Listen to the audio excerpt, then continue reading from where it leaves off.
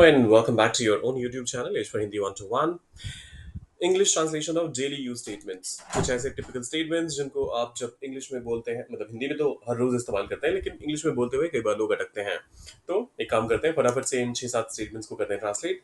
समझते हैं कि इन्हें अगर इंग्लिश में कहना हो तो आप कैसे कहेंगे। उसने अपनी काबिलियत साबित कर दी।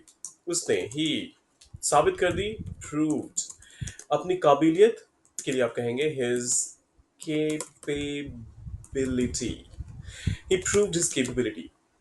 He proved his capability. फिर आता है, मैं अपनी हदों में रहकर काम करता हूँ।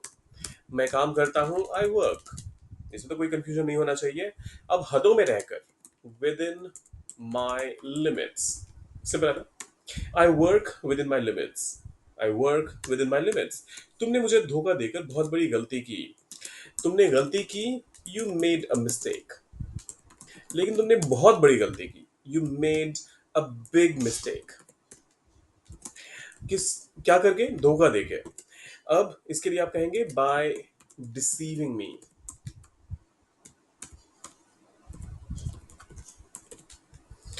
You made a big mistake by deceiving me. Deceive करना मतलब किसी को धोखा देना, किसी की आंखों में धूल झोंकना, किसी के साथ चीटिंग करना या कोई फ्रॉड करना।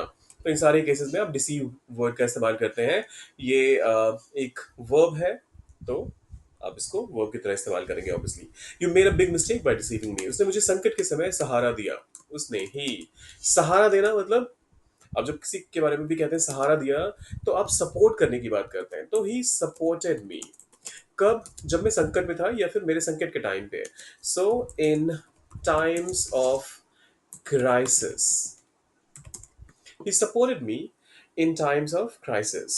He supported me in times of crisis. मैं अब किसी पर भरोसा नहीं कर सकता। मैं आई कर सकता, कैपेबिलिटी की बात हो रही है।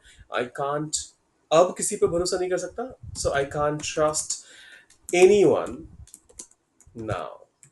I can't trust anyone now. अब चाहे तो नाउ के बदले एनी मोर भी कर सकते हैं, मतलब सेमी निकल कर आएगा।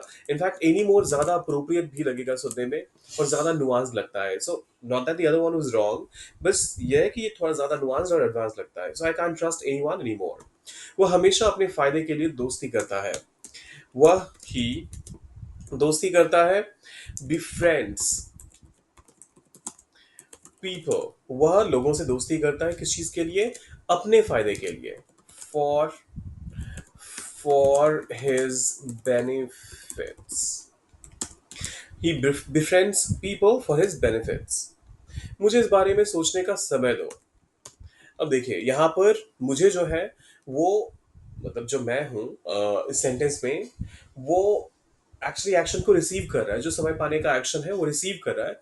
तो आप यहाँ पर मुझे के लिए आई का इस्तेमाल ना करके मी का इस्तेमाल करेंगे। समय के लिए आप ऑब्वियसली टाइम का इस्तेमाल करेंगे। समय दो, गिव मी टाइम। लेकिन पूरे सेंटेंस को ट्रांसलेट आपने करना है।